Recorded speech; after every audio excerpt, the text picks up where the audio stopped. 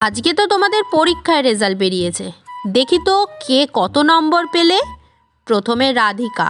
রাধিকা পেয়েছে 100-তে 60, হয়েছে মোটামুটি, আরও পড়বে ভালো হবে, যাও ঘরে যাও। এবার নন্দলাল, দেখি তো তোমার কত হয়েছে। 100-তে 50, মোটেও ভালো হয়নি, অনেক বেশি করে পড়তে হবে, যাও ঘরে যাও।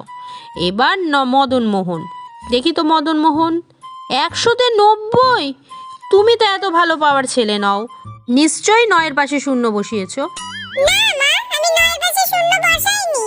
তুমি এভাবে মানবে না, চলো তোমাকে একটা ঘরে আটকে রাখি, আগে সত্যি কথা স্বীকার করো, তারপর তোমাকে এই ঘর থেকে আমি বের করে নিয়ে যাব, এখানেই বসে থাকবে। কিছুতেই বিশ্বাস করলো না, আমি শূন্যটা 9-এর পাশে বসাইনি, আমি তো শূন্যর আগে 9টা বসিয়েছিলাম।